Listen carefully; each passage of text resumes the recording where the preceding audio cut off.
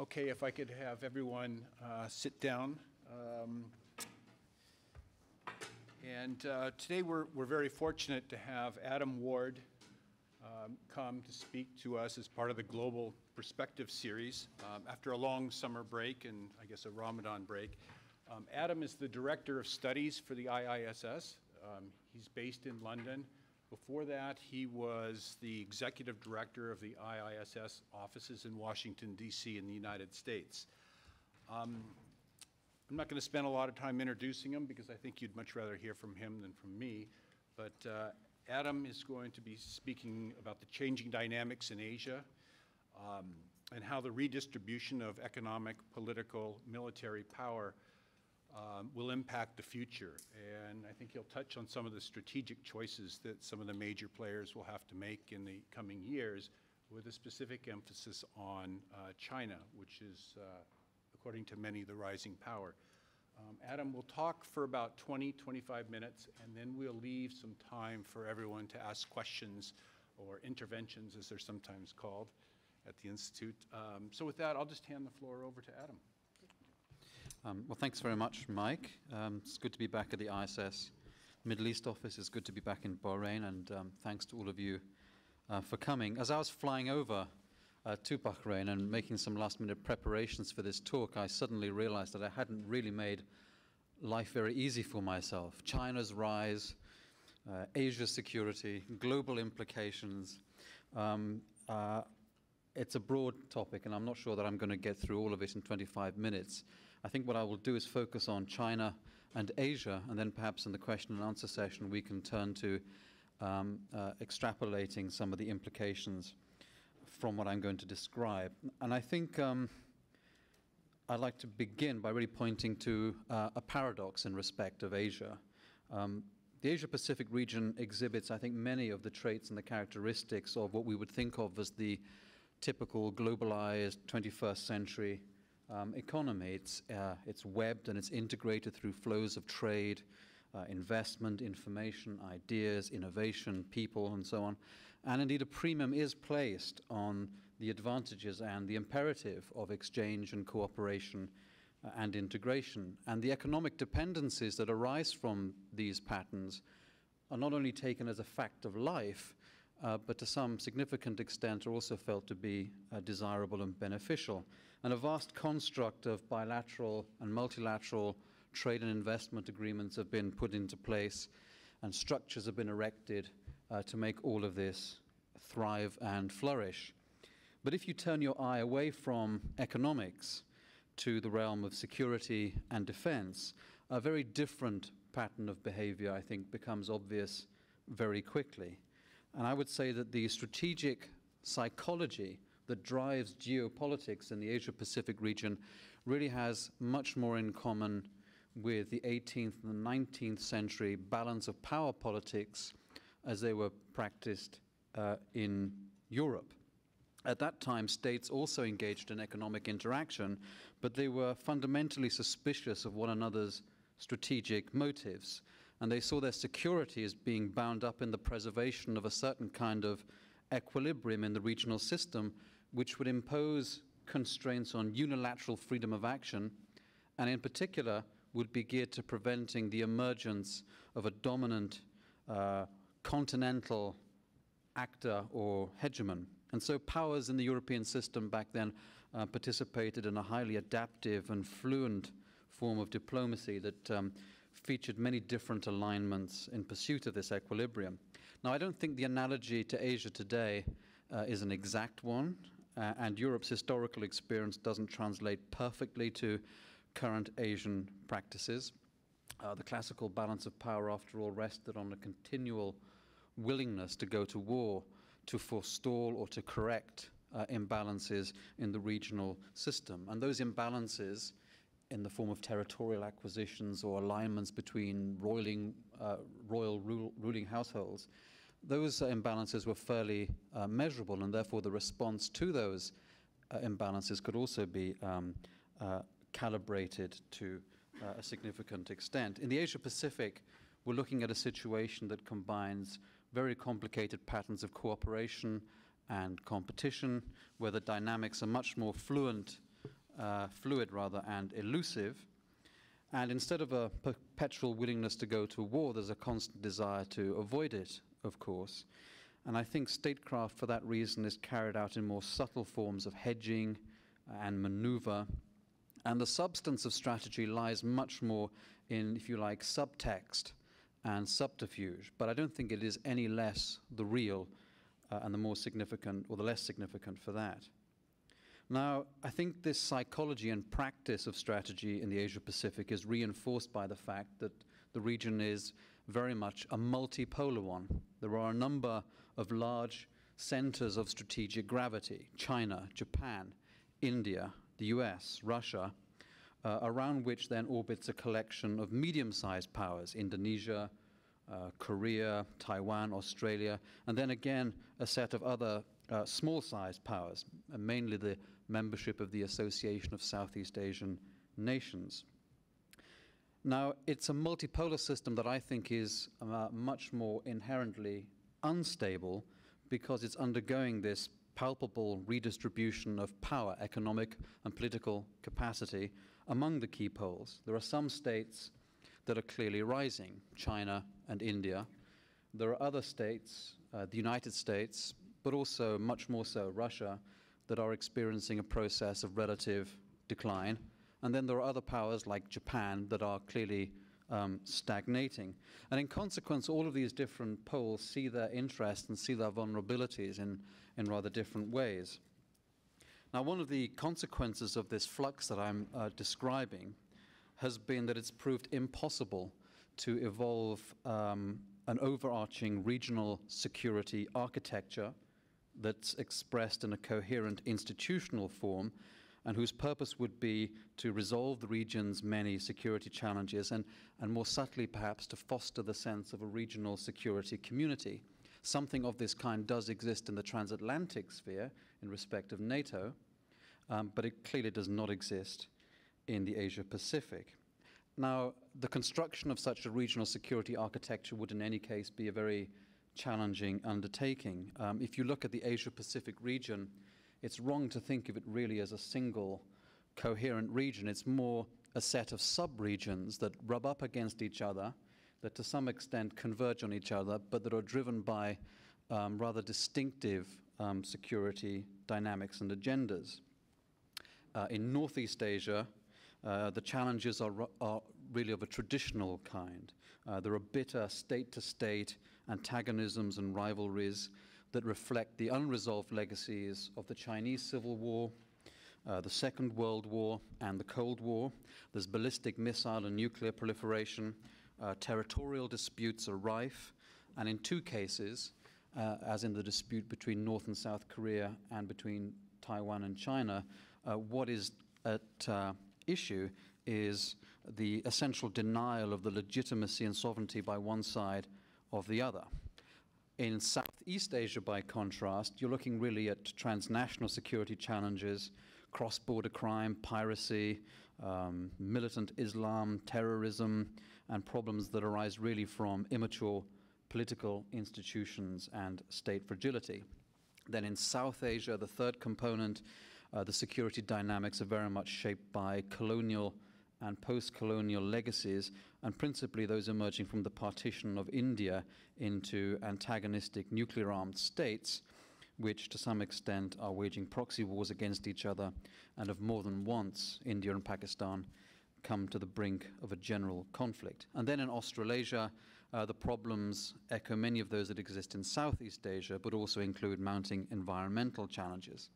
So there's a lot of variety. But the broader point that I want to make is that regional security architectures tend to reflect a fairly settled and acknowledged distribution of power and capability, and those conditions don't exist in Asia. Now, the United States logically has the greatest incentive to try and evolve such an architecture. After all, its power in real terms, I would say, is in relative decline, and so in theory, Washington is bound to favor any kind of initiative that might institutionalize its present status before, as it were, the rot really sets in, and thus give it some leeway in shaping the rules of the road and technically preserve and extend its standing. But actual US policy has been much more ambivalent. In the first instance, it sought to strengthen a fairly exclusive set of bilateral alliances with countries like Japan, Korea, and Australia, and to develop a broader range of security partnerships as the bedrock of its regional posture. The shorthand for this is called a hub and spokes system. It's added to this some involvement in multilateral forums and dialogues in the region, but it does this, I would argue, not out of any huge sense of expectation as to what those forums and dialogues might achieve, but rather to demonstrate the sincerity and the permanence of its commitment to regional security, and to keep a close eye on the, as it were, machinations of its putative rivals, and also to prevent those forums from evolving into bodies that might become explicitly opposed to American interests. China, as a rising power, doesn't have any compelling incentive for the foreseeable future to entangle itself in any kind of elaborate regional security architecture, because such a construct could not fully anticipate China's prospective future importance and its potential for further growth. And so Beijing is bound to see any kind of arrangement as something that is stifling, as a harness, or a straitjacket. So it therefore does also participate in some forums and dialogues of a multilateral kind, but with rather the same manner of motive as the US, keeping its options distinctly open. The smaller regional countries, meanwhile, precisely because they are small and being overshadowed by these rather larger planetary bodies, as it were, see themselves as having to vacillate between the US and China, seeking to avoid exclusive alliances or binary choices between the two.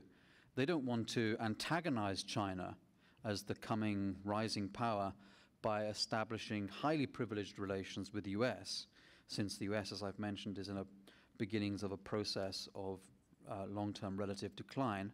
And after all, China is an inescapable neighbor. But neither do they wish to bring forward the rather nervous-making prospect of Chinese regional dominance by distancing themselves from Washington now in favor of Beijing. So the result of these ambiguities and dilemmas has been a proliferation of duplicative, overlapping, insubstantial fragments of a regional security architecture where process and form are valued above products and substance.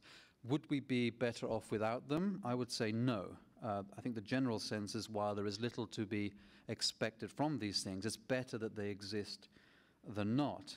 At a minimum, they do bring people and countries together. They allow for exchanges of information and analysis, and in doing so, they act as a kind of seismograph that can register strategic tremors and deeper movements in the region's tectonic plates, as it were. Still, and here I'm coming really to my larger and main point, to the extent that this Asia-Pacific region, which is convoluted and elusive in many ways, has an organizing principle, that principle is a precautionary alignment against China. That, I think, is its main general tendency. What binds the majority of powers together is a spectrum of shared anxiety ranging from open hostility to China's presumed strategic intentions, on the one hand, to a merely prudential concern about the general obscurity of China's future on the other. A future that is, after all, obscure to many Chinese as well. Even if I think many Chinese leaders like to suggest that future is not obscure, but is distinct. Indeed, if you listen to many Chinese leaders on this point, what you hear is them make a rather large claim to a kind of historical exceptionalism. China's rise, they say, will be peaceful. It entails only win-win outcomes for all. China has studied the fate of other rising powers in modern and contemporary history, whether it's revolutionary and Napoleonic France or Wilhelmine or Nazi Germany, whether it's the Soviet Union of the first half of the 20th century, or whether it's Imperial Japan. It's studied that, it's taken the measure of the risk that all rising powers are subject to, namely that of hubristic overextension and confrontation leading to direct antagonism and then collapse. Chinese leaders say that they have learnt this lesson and they don't intend to follow that model. Now, the current generation of Chinese leaders, I think, many of whom were, I think, to some degree traumatized by the convulsions associated within China with the Great Leap Forward and the Cultural Revolution, and have a particular sensitivity to the brittleness of society and so on.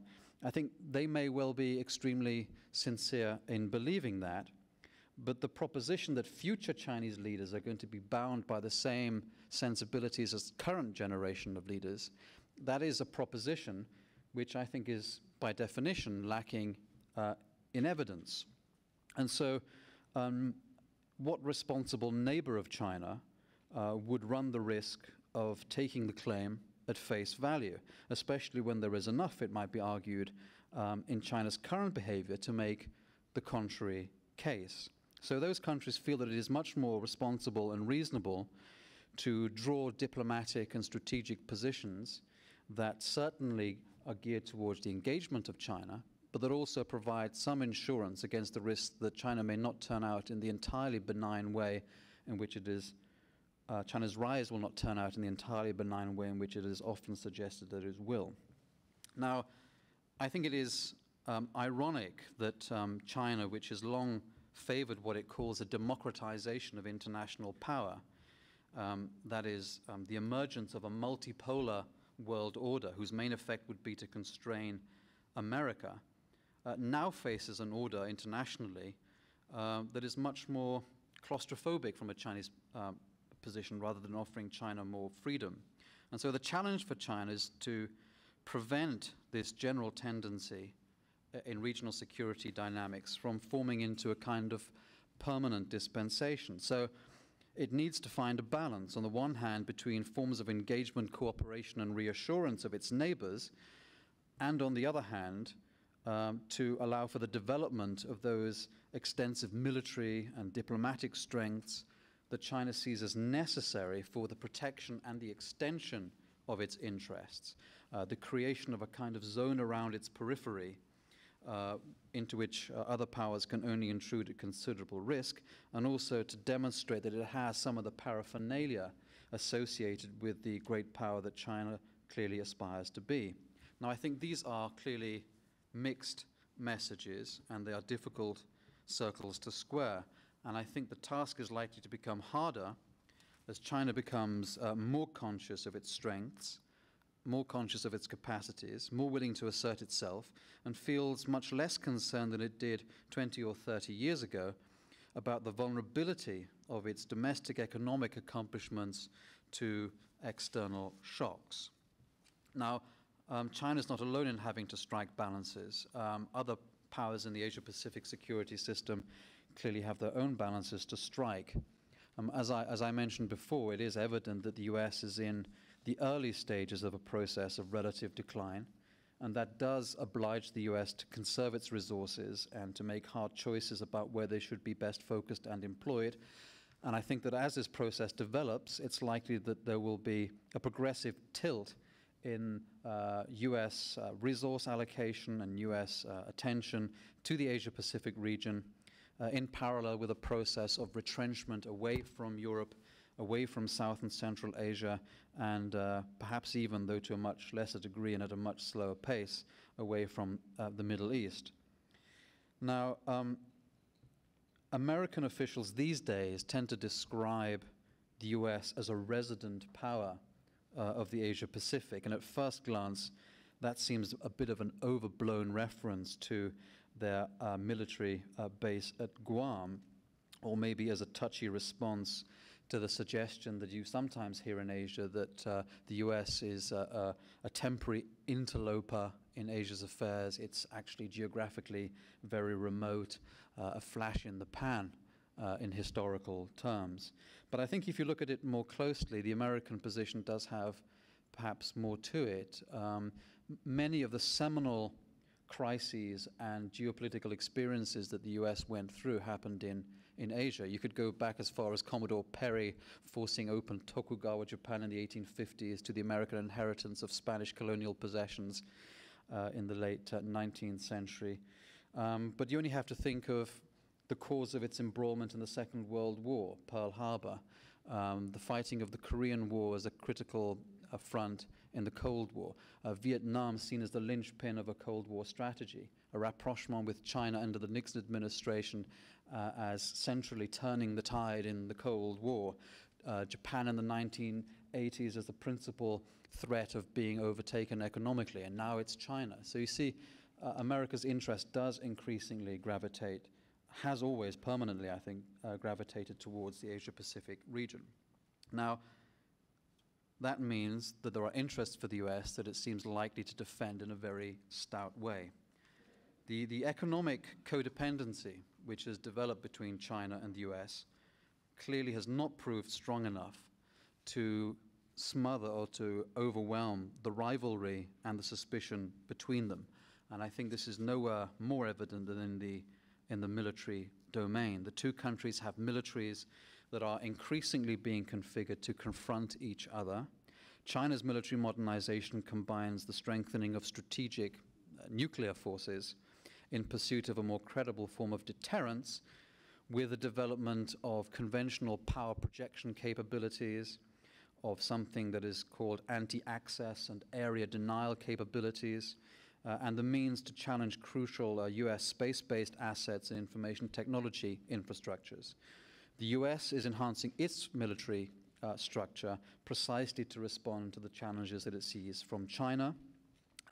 There's a new doctrine called the Air Sea Battle Doctrine, and this dynamic of action, reaction, counter-reaction between the two, I think, is going to become the dominant military dynamic in the Asia-Pacific region, and is going to turn what has been an implicit process of competition into something that looks much more like an explicit arms race. So the task for the US and China will be to ensure that the strategic competition and the arms race dynamic between them doesn't overwhelm the wider relationship. And I think the two countries have shown in the past some capacity to draw back from the brink when they have come close to a confrontation.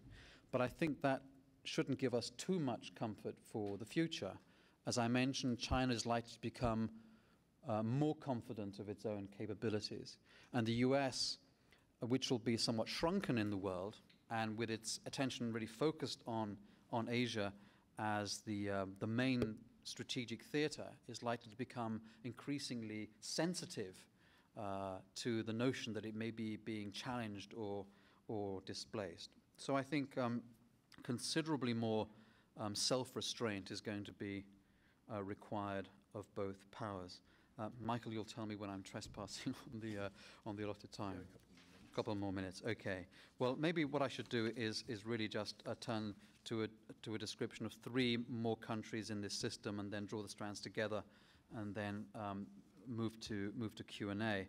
Perhaps it would be important to say something about India, because I think India clearly is emerging as a self-conscious, ambitious, great power in its own right.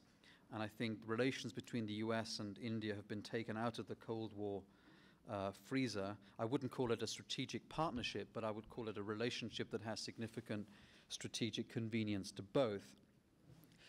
India and the US, there is a limit to how much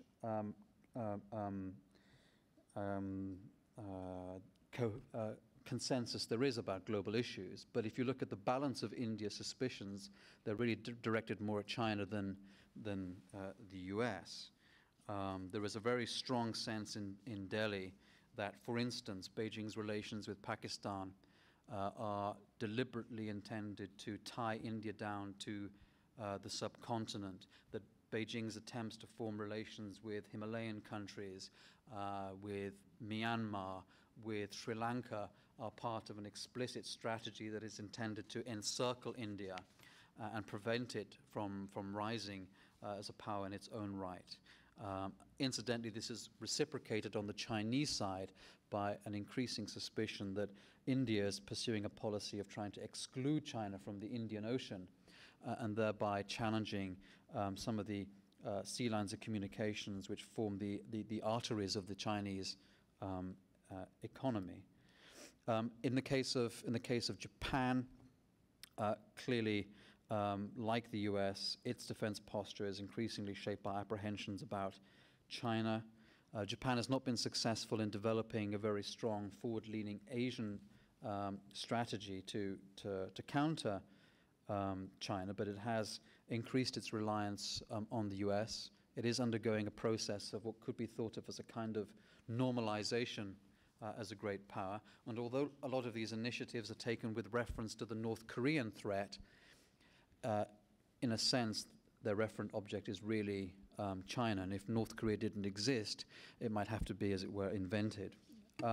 Russia is formally a strategic partner of China, but Moscow is deeply ambivalent about the future of the relationship with Beijing.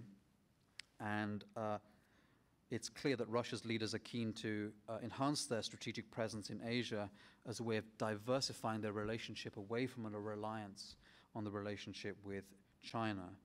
And I think such aspirations arguably fit into a broader strategic calculus in which Russia is presumed to face a long-term choice between junior status in a Eurasian construct dominated by a richer and more powerful China, or orientation towards Europe and the United States as a way of checking China's rise and seeking Western cooperation and modernization of its own economy and society. For the time being, Russia continues to regard itself as a major power that can avoid such binary choices, and whose status is in fact underpinned and demonstrated by the breadth of the relationships that it has.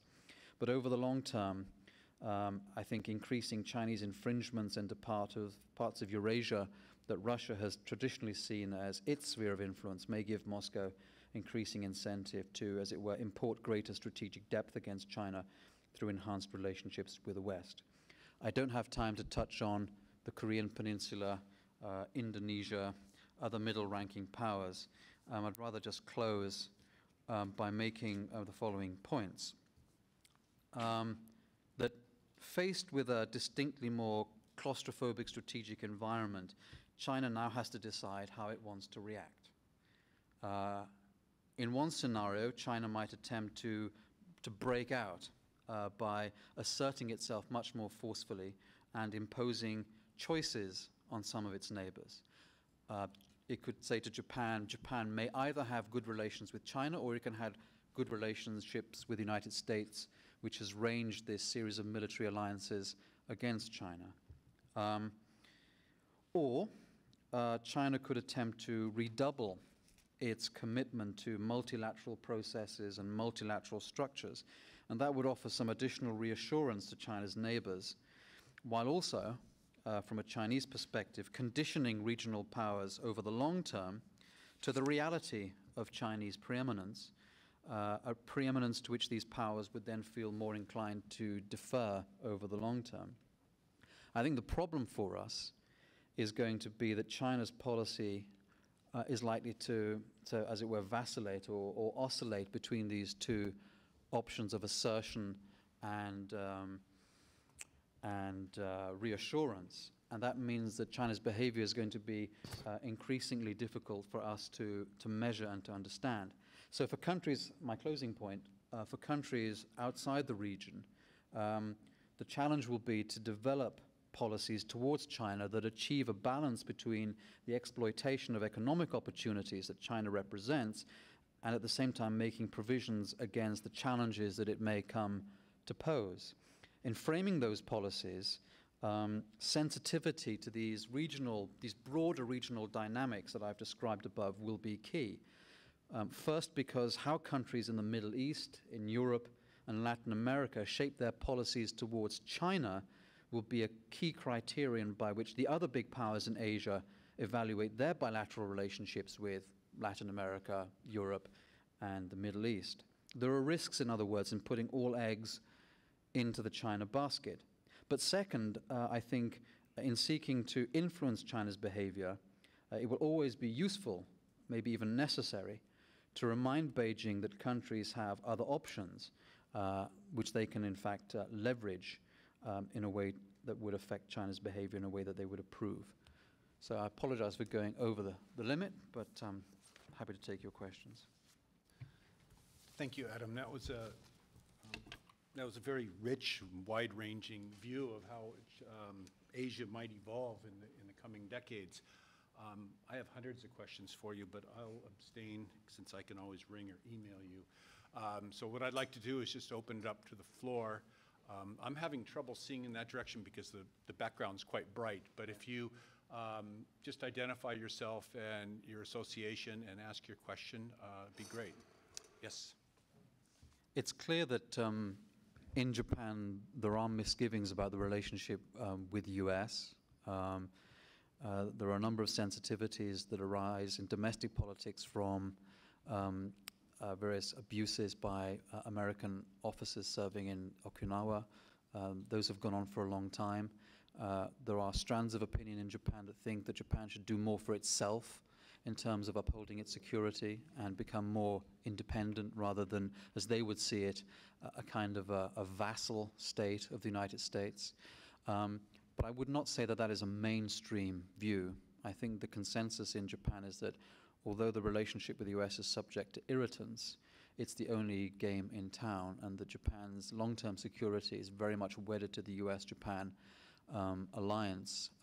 There will be calls, I think, for forms of recalibration, for maybe a different distribution of the division of labor within the alliance, but essentially I think it is a strong alliance. The US seems committed to it as well, to the extent that its financial resources continue to allow. I think if you look at the prospects for a strategic relationship between Japan and China, they are very slim. These are two countries that have not come to terms, neither of them, with their previous historical encounters with each other. If you look at the situation in Europe between Germany and France, there was, after the Second World War, a very serious process of reconciliation, of historical honesty by both sides, that then laid the foundations for what has been a very intimate relationship.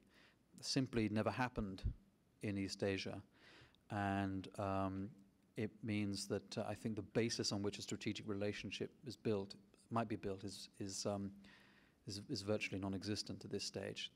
The only thing that they can really hope for is to find sufficient forms of mutual interest that allow them to have reasonably smooth, predictable, manageable relationships. But even that at the moment, I'm sorry to say, is I think it's clear that, if you like, China's military presence along its periphery, its maritime periphery, its coastal periphery, is clearly growing. And I referenced in my talk this notion of anti-access area denial, which is essentially the creation, moving out from China's maritime borders, of a zone in which it aspires to have greater military presence, and which it's very difficult for other military powers to enter into, except at some significant risk to themselves. And it's developing a variety of military capabilities in order to extend that zone. They're not engaging in much more explicit forms of power projection because in many ways they don't have the capacity to do so yet. There is a form of power projection which is signaled by cooperation in counter-piracy operations in the Gulf of Aden, but those are not of a menacing kind. It's seen as a contribution to the upkeep of local security here. Of course, it's also something that allows China to learn some lessons about how you do sustain forces over long distances, and how you need to resupply, and how you need to keep your forces maintained, and so on. But I think there is a kind of restraint that China has shown, which plays into its acknowledgement of a risk that if it is seen to be too blatant, it will invite other countries to more explicitly respond to that in a way that would then set off a very negative dynamic. So I think where it feels it needs to, it is making those demonstrations, and where it feels it really oughtn't to, it doesn't. The point is that I'm trying to make is that as its capacities grow, as its political leadership becomes more confident, we have to be open to the possibility that we can see different forms of behavior, a more overt demonstrations of force. I'm not necessarily predicting that this is absolutely, definitely 100% going to happen, but it seems to me within the scope of probability and possibility as far as most countries who've experienced the kind of rise in modernization that China's experienced have gone through.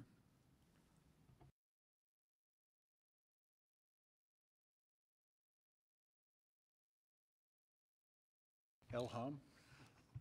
Yeah, hi, Ilham Fakhru of IISS.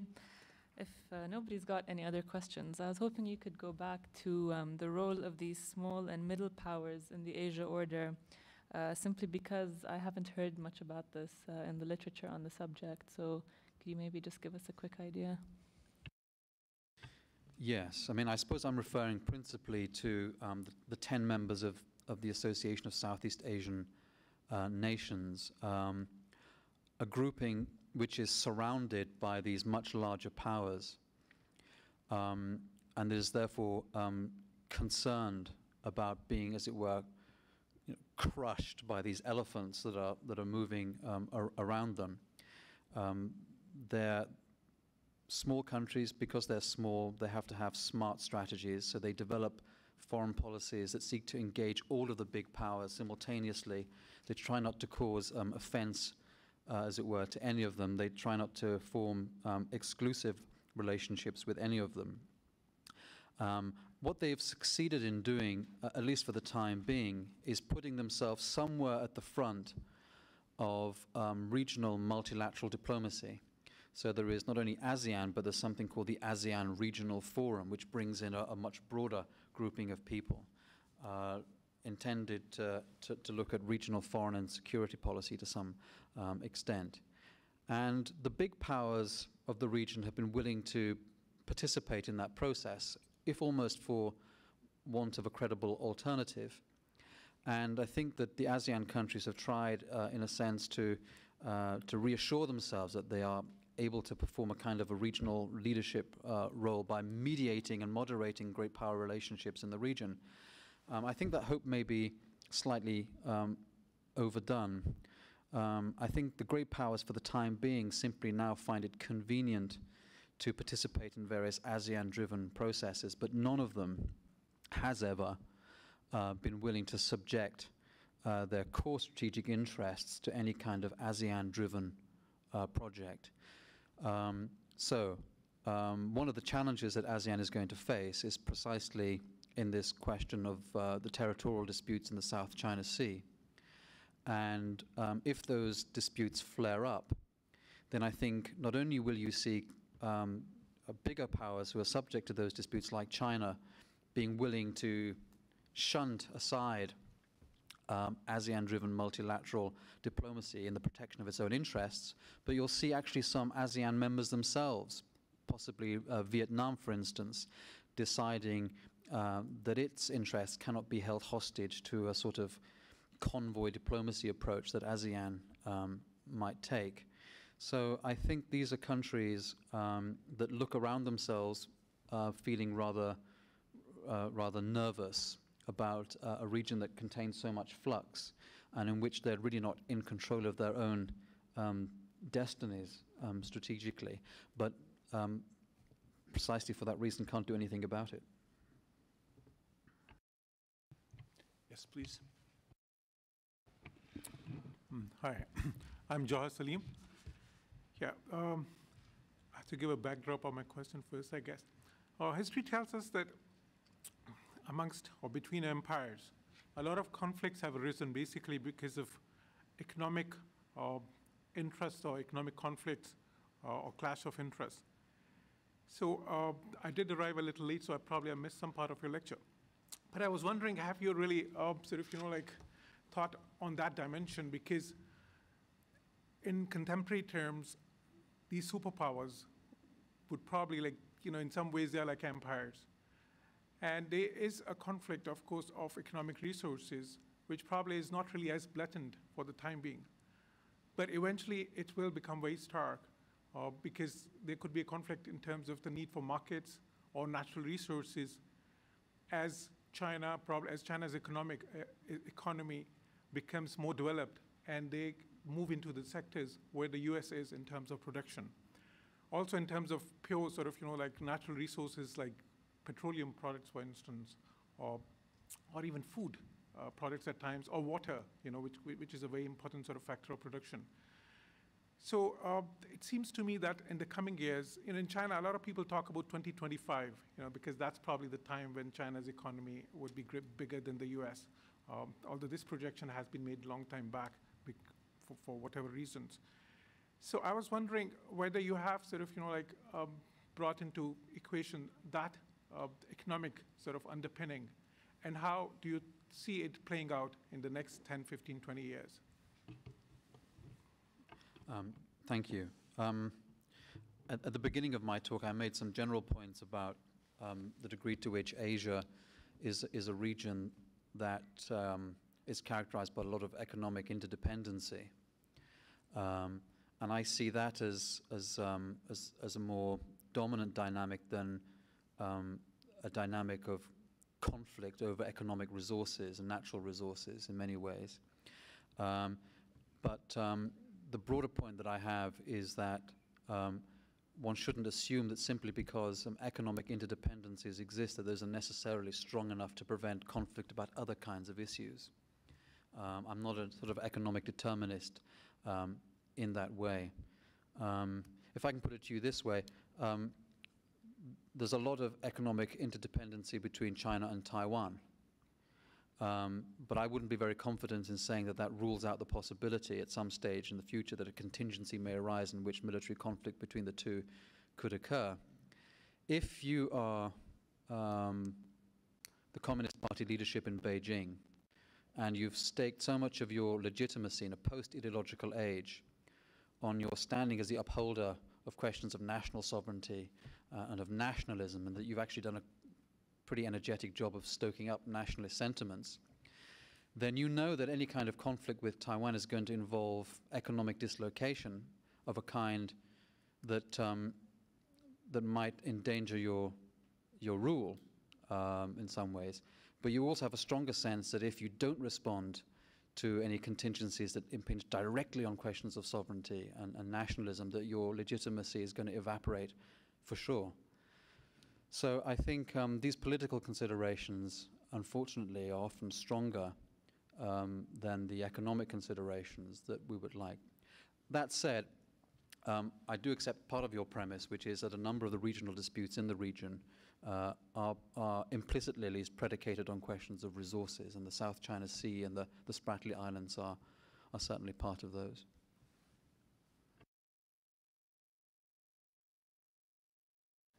It looks like we have a shy crowd. What do you envision the relationship to be between Saudi Arabia and China for the future? I think this is one of those areas where China faces dilemmas.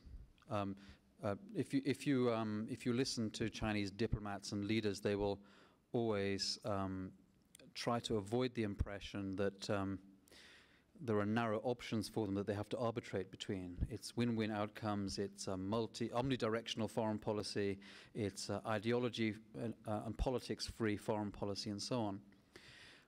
But clearly, I think the Middle East is one of those regions where it could be argued China does have a choice to make, or at least there may be a choice that can be imposed on China. And I would put it roughly as this.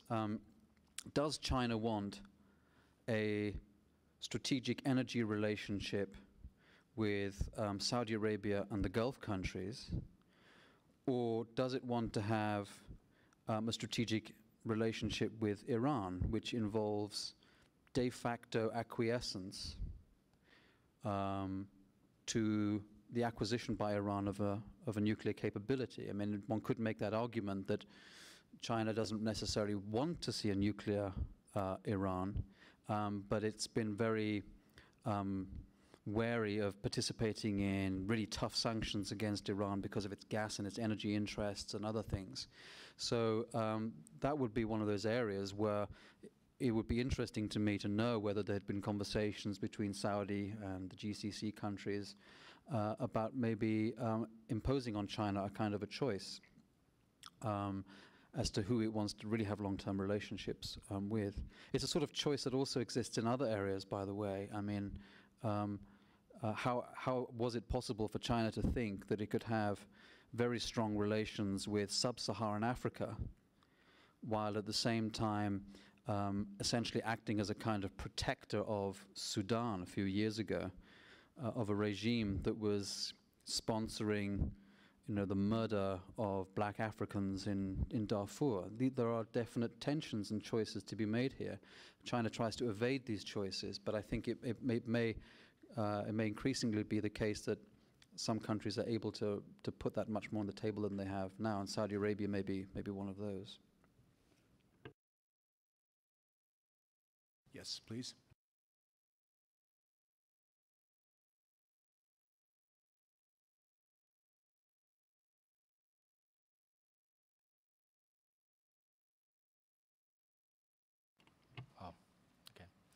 There's been a lot of speculation over the past decade of the West building up India as a counterweight to a rising China, the way it did, the way it built up China in the 70s against the Soviet Union. How, in your view, how likely do you, what's the likelihood of that being a successful strategy? Assuming that's true. Assuming that's true. Yeah, I think you're right to say that there is certainly a body of opinion in the United States that would like to see India as an explicit counterweight to China. However, I can't think of another country that's more independent-minded than India, and partly because of its colonial legacy and so forth, defines its interests in very independent ways and wouldn't want to put itself in a position where it was, as it were, the instrument of the US or the utensil of the US. I give the Indians a lot of credit for the way in which they've managed their diplomacy.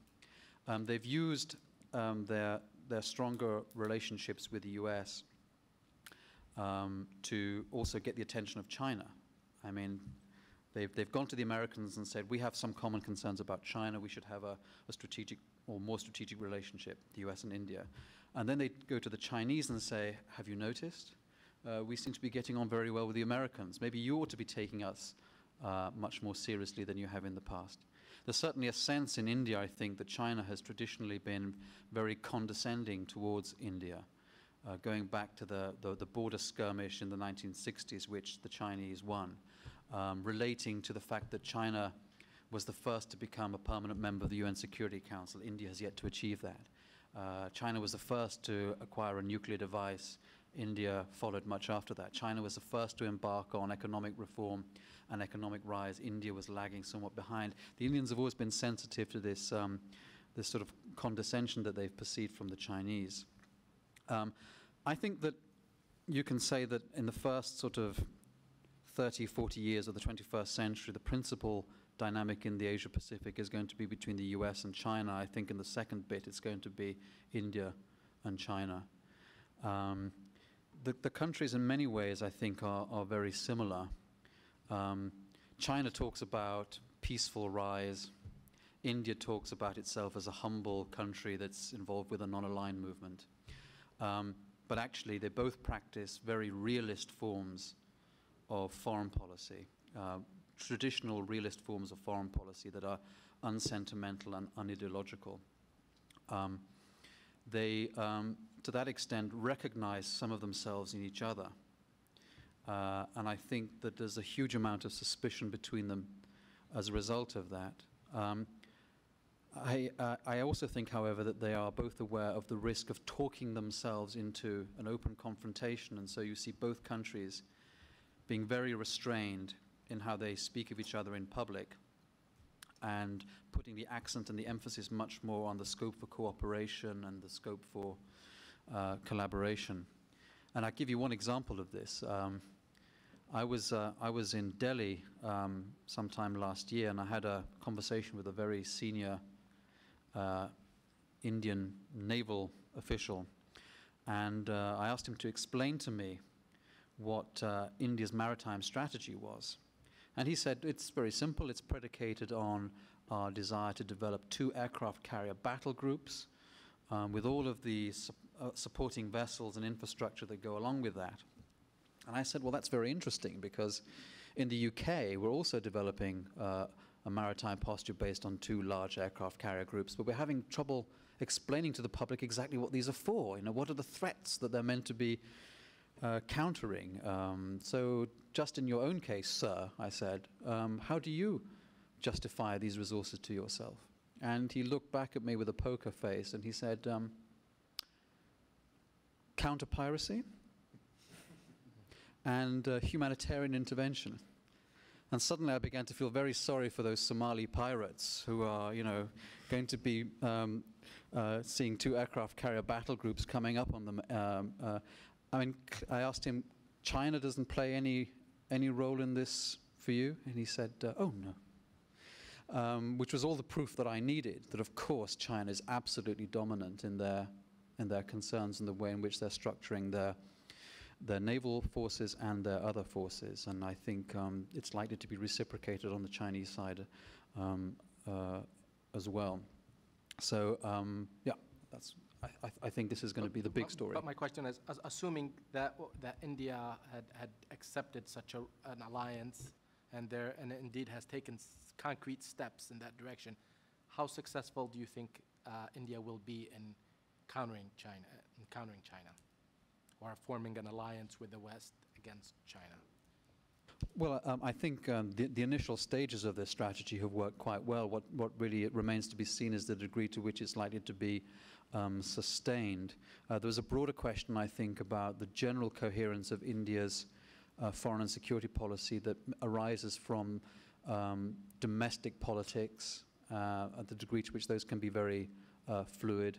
The alignment towards the US was not uncontroversial in India and created a lot of problems in Parliament and elsewhere, and in an electoral sense. So there is not a settled mainstream view on these things. The government has been trying to steer things in a particular direction.